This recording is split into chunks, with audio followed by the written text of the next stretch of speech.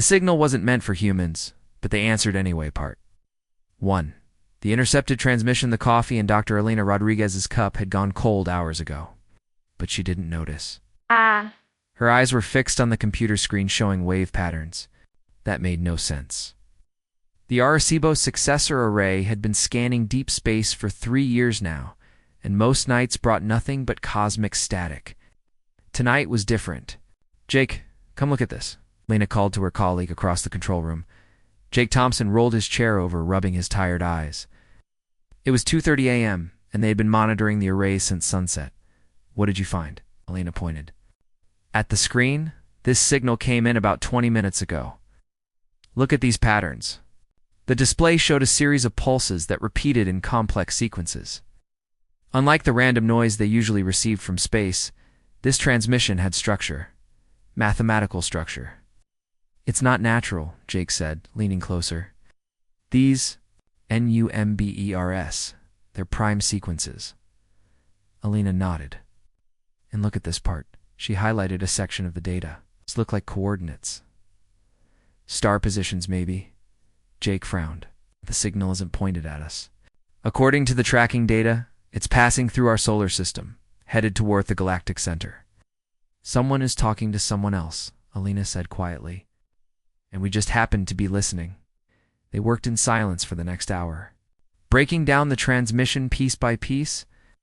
The mathematics were complex, but not impossible to understand. Whoever sent this signal used concepts that human scientists recognized, even if the technology was far beyond Earth's capabilities. "Elena," Jake said suddenly, "I think this is a distress call." She looked up from her notes. "What makes you say that?" "The repetition pattern. Every 47 minutes, the same message broadcasts again, but there are small changes each time." Pulled up a comparison chart. Coordinate section stays the same, but this part here gets longer with each transmission. Elena studied the data. Jake was right. The changing section looked like a countdown or maybe a status report. The numbers were getting smaller. "There's something else," Jake continued. "I've been running the signal through our translation programs. Most of it is still meaningless, but I found a few repeated words." "Words?" "Well, symbols that repeat in patterns like words. One appears 23 times in the message. If this is really a distress call, that might be their name for themselves." Elena felt her heart racing. They might be listening to an actual alien species calling for help. But help from whom? The signal was aimed at the galactic center, millions of light years away from Earth.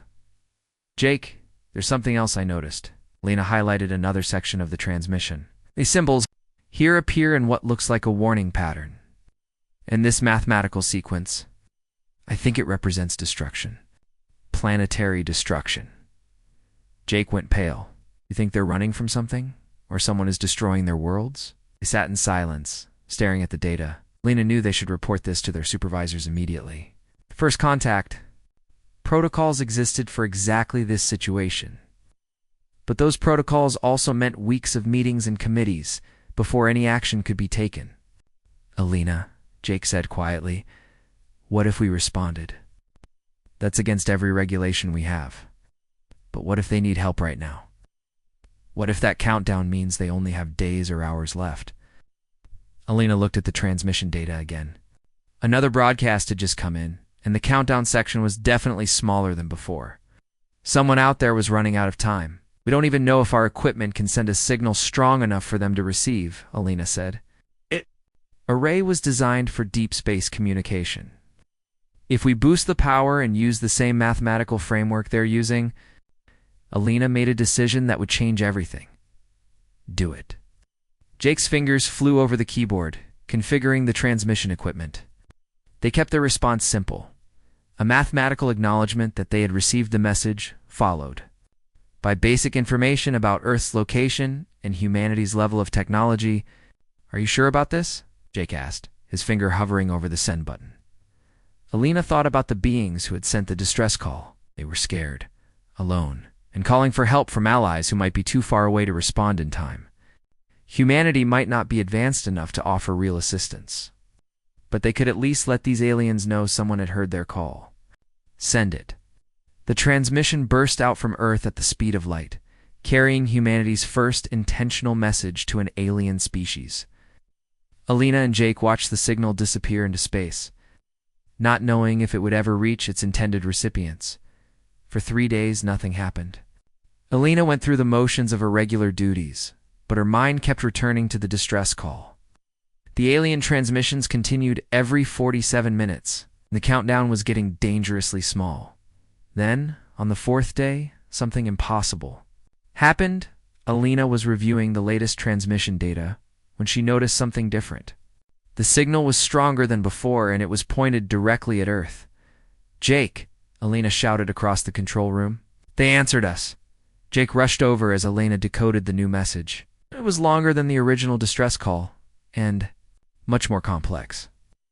But the mathematical framework was the same, making translation possible. The message began with the same acknowledgement pattern that Earth had sent, confirming that the aliens had received humanity's response. But the rest of the transmission was filled with what could only be described as shock and desperation. "They can't believe we answered," Alina said, reading through her translation notes. "Say they sent their call toward the Great Alliance. In the Galactic Center, they never expected a response from what they call the Quiet Rim Worlds." "Quiet Rim Worlds," Jake repeated. "That's us. We're on the edge of the galaxy." Alina continued translating. "They're asking who we are and how. We received their transmission." And Jake ... "They're asking if we can help them." The weight of the situation hit them both. An alien species, more advanced than humanity, was asking Earth for help against some terrible threat. Alina and Jake, 2 scientists working a night shift at a radio telescope, had just become humanity's first contact with extraterrestrial intelligence. "What do we do now?" Jake asked. Alina looked at the translation one more time. Hidden in the mathematical sequences were signs of fear, desperation, and hope. Someone out there had heard their call for help and decided to answer. For the first time in what was probably a very long time, they were not alone. "We helped them," Alina said simply. "However we can." The signal wasn't meant for humans, but they answered. Anyway, part 2. The Desperate Alliance, the second alien transmission, was 3 times longer than the first distress call. Alina and Jake worked for 12 straight hours to decode it, surviving. On coffee and determination, they finally finished the translation. Both scientists sat in stunned silence. "His name is Commander Vel," Alina said, reading from her notes. "He commands something called the research vessel Starweaver." Jake rubbed his tired eyes, and his species, the Kalari. "They're scientists like us." But Alina ... "We're running from something terrible." The translation revealed a story that chilled both humans to the bone. Commander Vel had explained that his people were fleeing from an enemy called the Devourers. These were not living beings, but ancient machines that traveled from system to system, consuming everything in their path. According to Vel, the Devourers have already destroyed 12 star systems, Alina continued. Billions of lives lost, and they're still coming. Jake studied the star charts that Vel had included in his message. "Look at this path of destruction. They're not moving randomly. There's a pattern here." Alina traced the route with her finger, heading toward the galactic rim. "Jake, that means they're coming toward us too. Maybe not now, but eventually." The most shocking part of Vel's message was his surprise that anyone had answered their call. The Kalari had sent their distress signal toward the Galactic Center, hoping to reach what they called the Grand Alliance. This was a group of advanced civilizations that had worked together for thousands of years. "But the Grand Alliance isn't answering," Alina said quietly. "According to Vel, they've either been destroyed or they've retreated to heavily defended core worlds. They're abandoning everyone on the rim." That's why he was so shocked to hear from us, Jake realized. "We're not part of their alliance. We're just a small species on the edge of nowhere." Alina looked at the translation again. Vel had described humanity as the small voices from the quiet worlds. He couldn't understand why a species with such basic technology would risk contact with strangers. "Jake, look at this part of the message," Alina said, highlighting a section. "Vel is asking what we can do to help. He's not asking for rescue. He's asking if we want to fight alongside his people." "Fight us?" Jake laughed nervously. "We barely have space travel. What could we possibly do against machines that have destroyed advanced civilizations? Alina was quiet for a long moment, thinking, maybe that's exactly why we can help. We're not advanced. We don't think like the other species. Before Jake could respond, their supervisor, Dr. Williams, walked into the control room. He had been called in when Alina and Jake reported the alien contact. Behind him were several people in military uniforms and government suits. Dr. Rodriguez, Dr. Thompson, Williams said formally, "These gentlemen are from the Defense Department and NASA. They need to know everything about your contact with the aliens." For the next 6 hours, Alina and Jake repeated their story over and over. Military analysts studied the translations while government officials made urgent phone calls. Alina could see the fear in their eyes as they learned about the Devourers. General Harrison, the senior military officer, finally spoke up. "What do these Kalari want from us exactly?" "They want to know if we'll help them fight," Alina answered. "Help them? We don't even have weapons that could work in space combat." Colonel Davis, a younger officer, disagreed. "Sir, we have nuclear weapons. We have missiles. Maybe our technology is primitive, but it still works against machines that have defeated civilizations thousands of years ahead of us." General Harrison shook his head. "It would be suicide." Alina found herself speaking up. "General, with respect, maybe that's the point." Everyone turned to look at her. Alina felt her face turn red, but she continued. "Kalari said that every species has tried to fight the Devourers using advanced energy weapons and shields. All of them failed because the machines learn and adapt quickly. Your point, Doctor. What if the Devourers have never faced nuclear weapons? What if they've never seen chemical explosives or kinetic projectiles? Our primitive technology might be something completely new to them." Colonel Davis nodded slowly. "It's like bringing a gun to a sword fight, except in reverse. They're expecting energy swords, and we show up with clubs." General Harrison looked skeptical, but Alina could see him thinking. Even if that's true, how do we communicate our willingness to help? How do we coordinate with aliens we've never met? Alina and Jake exchanged glances. They had already been working on a response to Commander Vell's message. "We've prepared a transmission," Alina said. "We can tell them about our military capabilities and ask what kind of help they need." "Absolutely not," Dr. Williams interrupted. "This requires approval from the highest levels of government. You can't just start making military alliances with aliens," Dr. Colonel Davis said quietly, according to your translation. "These Kalari might not have time for our approval process. How long do they have before the Devourers reach them?" Alina checked her notes. "Based on the countdown in there. Original message, maybe 2 weeks. 3 at most." The room fell silent. Everyone understood the implications.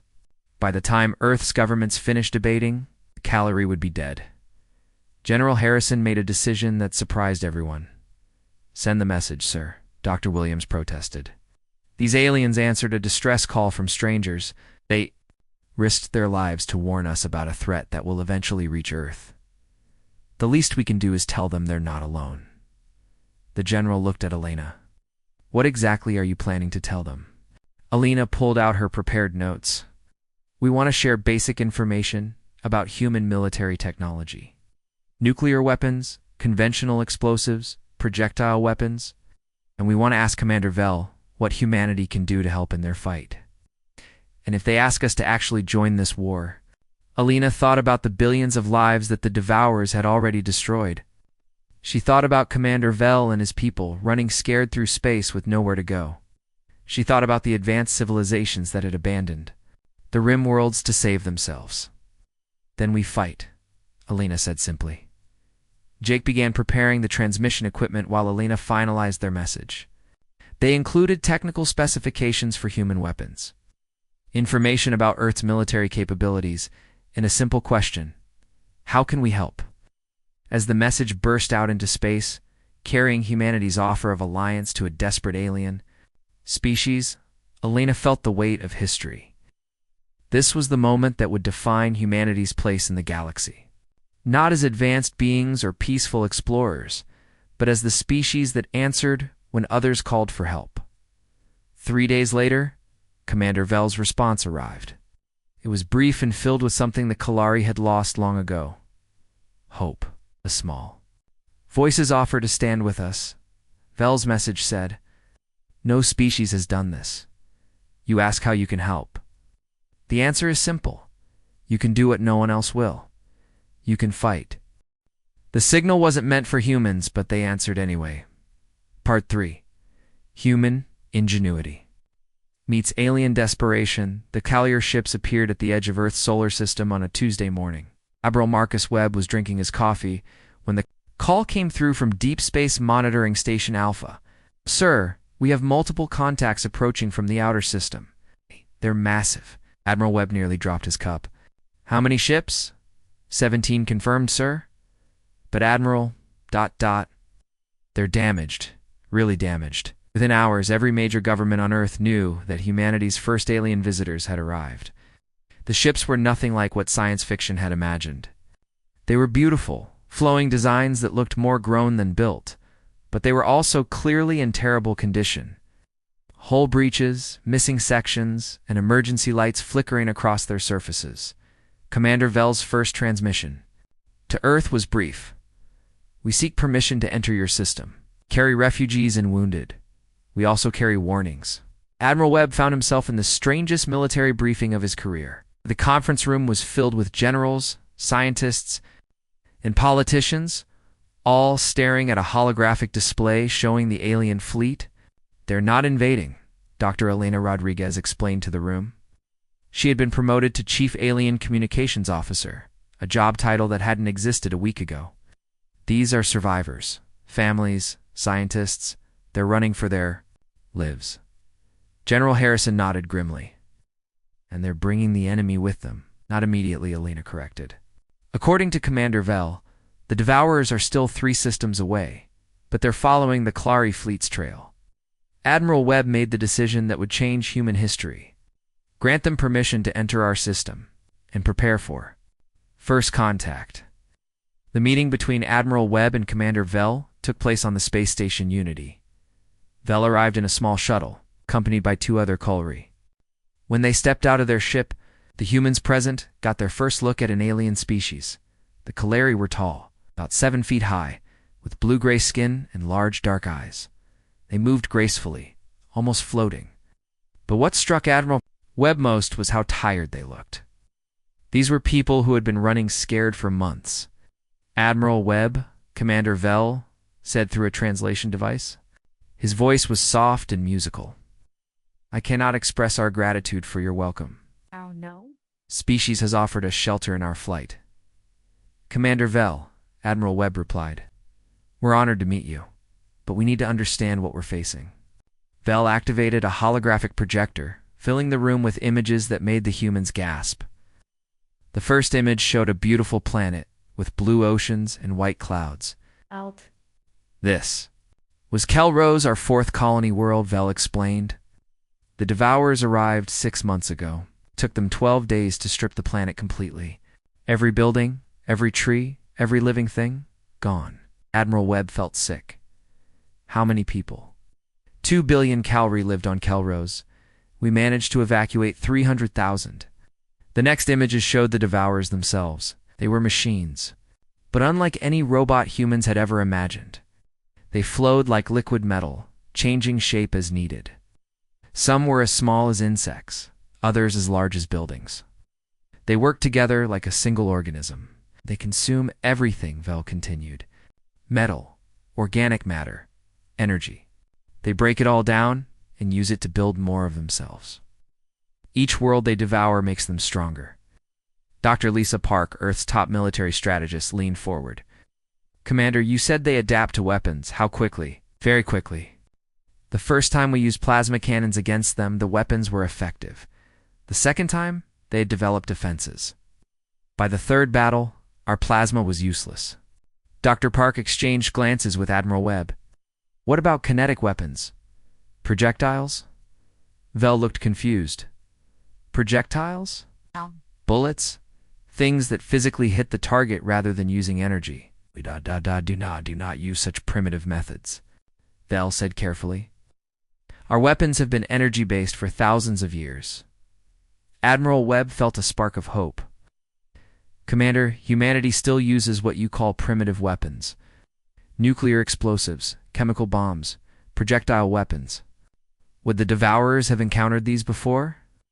Vel's large eyes widened. Nuclear? You split atoms for weapons? Among other things? Yes, this is... double quotes, thinking. The Devourers have faced energy weapons, particle beams, plasma, cannons, gravity manipulators, but they have never encountered nuclear fission weapons or chemical explosives. Dr. Park was already taking notes. What about their adaptation speed? If we hit them with something completely new? Unknown, Vel admitted. But Admiral, you must understand. These machines have destroyed civilizations far more advanced than yours. The Zephyrians had technology that could manipulate time itself. The Quantum Collective could phase entire fleets between dimensions. All of them fell. But none of them used nukes, Admiral Webb said quietly. Over the next several days, a strange collaboration began. Kalari refugees shared their vast scientific knowledge while human military experts explained Earth's weapons systems. The cultural exchange was shocking to both sides. The Kolari were amazed by humanity's approach to warfare, while alien civilizations had developed elegant, efficient weapons. Humans had created devices designed purely to cause maximum destruction. Chemical weapons that poisoned entire battlefields. Nuclear bombs that could destroy cities. Kinetic bombardments that turned asteroids into planet-killing projectiles. Your species fights like... Vel paused, searching for the right word. Like you expect to lose everything in every battle. Dr. Park nodded. That's exactly right. We call it mutually assured destruction. If someone attacks us, we make sure. They regret it, even if we die in the process. This concept is alien to us, Vel admitted. We fight to preserve life, not to ensure mutual death. Maybe that's why you've been losing, Admiral Webb suggested. The breakthrough came when Dr. Park proposed something that horrified the peaceful Kolari. Instead of trying to fight the Devourers efficiently, humanity would embrace chaos and unpredictability. You've been fighting them like civilized beings, Dr. Park explained to a room full of Kolarian human military leaders. You use logical tactics, efficient weapons, strategic thinking. The machines can understand and counter all of that. What do you propose? Vel asked. We fight like barbarians, use every dirty trick humans have ever invented. We attack with nuclear weapons, chemical bombs, kinetic projectiles, and ramming attacks all at the same time. We make it impossible for them to adapt because there's no pattern to adapt to. One of Vel's advisors, a Kolari named Dex, spoke up. This plan would result in massive casualties. Many ships would be lost. Better to lose some ships fighting than to lose everything. Running, Admiral Webb replied. Vel was quiet for a long time, thinking. Finally, he spoke. Admiral, your species has offered to stand with us when everyone else abandoned the Rim worlds. You are willing to fight an enemy that has destroyed civilizations far greater than your own. And now you propose a strategy that might actually work, even though it goes against everything we consider civilized warfare. Is that a problem? Dr. Park asked. Vel looked around the room at his fellow Kolari, and at the humans who were volunteering to die for strangers. No. Dr. Park, I think it might be exactly what we need. The signal wasn't meant for humans, but they answered anyway. Part 4. The unthinkable. Strategy. The first Devourer scout ships arrived in the outer system 3 weeks after the Kolari refugees had settled near Mars. Captain Tom Harrison was patrolling the asteroid belt when his sensors detected something that shouldn't exist. Control. This is Patrol Ship Denver. I'm reading multiple contacts moving through the Kuiper Belt. They're not following standard orbital mechanics. Admiral Webb's voice crackled through the comm system. Can you get a visual, Captain? Tom adjusted his ship's telescope and felt his blood run cold. The objects weren't ships in any sense he understood. It looked like liquid metal flowing through space, constantly changing shape. Some stretched out like tentacles, others condensed into spheres. They moved with purpose, scanning everything in their path. Admiral, these things are definitely not natural. And they're heading toward the inner system. Roger that, Captain. Return to base immediately. Do not engage. But Tom's ship had already been detected. The nearest Devourer scout suddenly accelerated, moving faster than any human ship could travel. Within minutes, it was alongside the Denver, extending metal. Probes that began scanning the hull. Control. I'm being examined by one of them. It's learning about our ship design. Admiral Webb made a quick decision. Captain, you know what to do. Tom nodded grimly. He and his crew had volunteered for this mission, knowing it might be a one-way trip. The Denver's computers had been loaded with false information about human military capabilities, fake weapon specifications, incorrect ship designs, and misleading tactical data. Initiating Protocol 7, Tom announced to his crew. The Denver's engines shut down, and the ship began broadcasting a fake distress signal. The Devourer scout, thinking it had disabled the human vessel, extended more probes and began downloading everything from the ship's computers. For 2 hours, Tom and his crew sat perfectly still while the alien machines studied their ship. The Devourer absorbed the false data about human plasma weapons, downloaded fake blueprints for energy shields, recorded misleading information about Earth's defensive capabilities. When the scout finally finished its examination, it released the Denver and moved on toward the inner system. Tom waited until it was out of sensor range before restarting his engines. Control, this is Denver. Package delivered. The fish took the bait. Over the next week, more Devourer scouts appeared throughout the solar system. Each time, human ships allowed themselves to be captured and examined, feeding the machines carefully crafted lies about humanity's true military capabilities. Commander Vell watched the human strategy with growing amazement. Admiral, your people are incredibly brave. They allow themselves to be captured by machines that have destroyed entire species. It's not bravery, Commander, Admiral Webb replied. It's necessity. If we're going to have any chance against the main fleet, we need them to underestimate us. The deception worked better than anyone had hoped. The Devourer scouts transmitted their findings back to the main fleet, reporting that humanity possessed advanced energy weapons, but had weak kinetic defenses. The machines began adapting their designs to counter plasma cannons and particle beams that humans didn't actually possess. Dr. Elena Rodriguez, now working as a military analyst, studied the intercepted Devourer communications. Admiral there, preparing for the wrong kind of battle. They've reinforced their armor against energy weapons and developed new shields, but they haven't adapted to physical impacts. Perfect, Admiral Webb said. How long until the main fleet arrives? 3 days, sir. The joint human-Kalari fleet took position throughout the solar system. Strategy was unlike anything in military history. Instead of forming organized battle lines, the ships scattered randomly. Some hid in asteroid fields, others positioned themselves near gas giant moons. There was no pattern, no logical formation. Captain Harrison led the most dangerous part of the mission. His ship, the Defiance, had been captured by Devourer scouts 2 weeks earlier. But unknown to the machines, Tom and his team had remained hidden inside the ship's cargo bay. No. Tom, how are you holding up in there? Admiral Webb asked, through a coded transmission. We're fine, Admiral. The Devourers think the ship is empty. They've been using it as a relay station. We've learned a lot about their internal systems. For 14 days, Tom's team had been living inside the captured ship, studying the Devourers from within. They had mapped the machine's command structure, identified their communication methods, and discovered their central processing units. Admiral Tom reported, I think we found their weakness. These machines share information instantly across their network. If we can disrupt their communication system, they'll lose coordination. How do we do that? From the inside. My team has been placing explosive charges throughout this ship's communication array. When the main fleet arrives and this ship tries to coordinate the attack, we'll detonate the charges and create a feedback loop through their network. Admiral Webb felt a mixture of pride and sadness. Tom's mission was suicide, but it might give humanity the edge they needed. The Devourer main fleet arrived exactly when predicted. It was massive beyond imagination. Hundreds of ships, each one larger than Earth's biggest space stations. They moved in perfect coordination, adapting their formations as they approached the inner system. Admiral Webb. opened a communication channel to all human and Kalari ships. All vessels, this is Admiral Webb.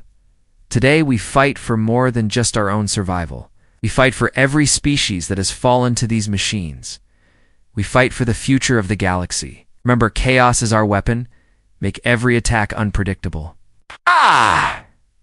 Devourers had prepared for a conventional space battle. Their ships had been modified to counter energy weapons and resist boarding actions. They expected the humans and Kalari to form battle lines and engage in organized combat. Instead, the first attack came from the asteroid belt. Human mining charges, normally used for breaking up rocks, detonated throughout the Devourer formation. The explosions weren't powerful enough to destroy the alien ships, but they created clouds of debris that disrupted their sensors. The second attack came from Jupiter's moons. Kalari ships equipped with human nuclear warheads fired projectiles. At point-blank range, before disappearing behind the planet's magnetic field, the third attack was pure human madness. Captain Lisa Chen, commanding the destroyer Crazy Horse, accelerated directly toward the largest Devourer ship and rammed it at maximum speed. The collision destroyed both vessels, but it also sent a message: humans were willing to die to win. Commander Vel, watching from his command ship, spoke quietly to his tactical officer. The humans fight like they have nothing to lose. Perhaps that is exactly why they might win, his officer replied. The battle raged throughout the solar system. Human ships used every dirty trick in their arsenal. Nuclear mines disguised as debris, chemical weapons that poisoned the Devourer's organic components, and kinetic bombardments using asteroids as projectiles. But the machines were adapting. With each attack, they learned and adjusted their defenses. The random tactics that had worked initially were becoming less effective. Admiral Dr. Rodriguez reported from the command center, "They're starting to counter our strategies. We need something completely new." Admiral Webb looked at the tactical display, watching human and Kalari ships dying throughout the system. They were running out of time and options. Then Tom Harrison's voice came through the communication system. "One last time. Admiral, this is Captain Harrison aboard the captured Devourer ship. We're in position at the center of their fleet, initiating final protocol." The signal wasn't meant for humans, but they answered anyway. Part 5. Victory through madness. Explosion from Captain Tom Harrison's position lit up space like a new star. His team had detonated every explosive charge they had placed throughout the captured Devourer ship's communication system. The feedback loop traveled instantly through the machine network, causing chaos throughout the enemy fleet. Admiral Webb watched from the command center as Devourer ships began colliding with each other. Their perfect coordination was gone. Some machines spun helplessly in space, while others fired randomly at their own allies. "Tom did it," Admiral Webb whispered. "He actually did it." But the victory was temporary. The Devourers began adapting to the communication disruption, establishing new network protocols. Within minutes, they would regain coordination. Commander Vel's voice came through the communication system. "Admiral, we have perhaps 10 minutes before they recover. What are your orders?" Admiral Webb looked at the tactical display. The Devourer fleet was scattered and confused, but still massive. Humanity's remaining ships were outnumbered 50-1. This was their only chance. "All ships, this is Admiral Webb. Execute Operation Chaos." I repeat, execute Operation Chaos. Happened next would be studied by military historians for generations. Every human and Kalari ship in the solar system attacked simultaneously, but no two ships used the same method. Captain Lisa Park, commanding the cruiser Thunder, fired every nuclear missile she had while accelerating toward the enemy at maximum speed. When her missiles were gone, she used her ship's mass driver to launch pieces of the ship itself at Devourer targets. The destroyer, Wildcard, under Captain James Miller, released clouds of chemical weapons that had been designed to fight organic enemies. The Devourers had never encountered poison gas, and their organic components began failing as the chemicals ate through their biological systems. Near Mars, Captain Sarah Wong activated humanity's most desperate weapon, the asteroid mining ship. Heavy Lifter had been loaded with mining robots programmed for one purpose: disassemble everything they touched. Oh my. Launched thousands of these robots directly into the Devourer. Formation: the robots were too small for the machine's weapons. To target effectively, they swarmed over the alien ships like insects, taking them apart bolt by bolt. Each robot was designed to self-destruct if tampered with, creating chain reactions throughout the enemy fleet. Commander Vell watched in amazement as human ships sacrificed themselves in ways that made no tactical sense but somehow worked. The Devourer's adaptation systems were breaking down. Couldn't process the sheer randomness of humanity's attack methods. "This is impossible," Vell's tactical officer reported. "The humans are using 17 different types of weapons simultaneously. No single defense can counter all of them." The turning point came when the Devourers tried to retreat and regroup. But Captain David Chen, commanding the transport vessel Big Bear, had anticipated this. His ship was loaded with nuclear waste from Earth's power plants. As the Devourer command ship tried to escape, Chen rammed it while detonating his radioactive cargo. The explosion scattered radioactive material throughout the enemy formation. The Devourers, designed to consume and process everything they touched, began absorbing the radioactive waste. Their systems couldn't handle the random nuclear decay, and machine after machine began failing from radiation poisoning. "Admiral," Dr. Elena Rodriguez reported from the command center, "the Devourers are actually retreating.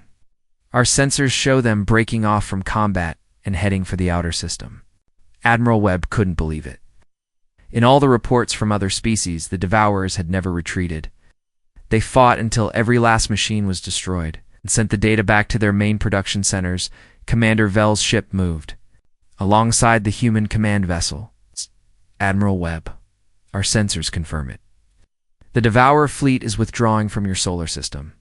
This has never happened before in recorded history." "Why?" Admiral Webb asked. "What made them retreat?" The answer came from an unexpected source.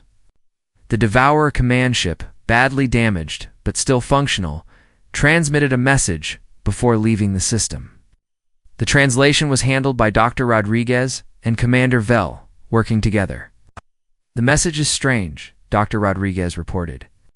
"They are not addressing us. They're transmitting back to their main network." "What does it say?" Admiral Webb asked. Dr. Rodriguez read from her translation. "Target species classification: unpredictable. Adaptation protocols failed. Tactical analysis: impossible. Recommendation: avoid system. Threat level: unknown." Commander Vell's eyes widened.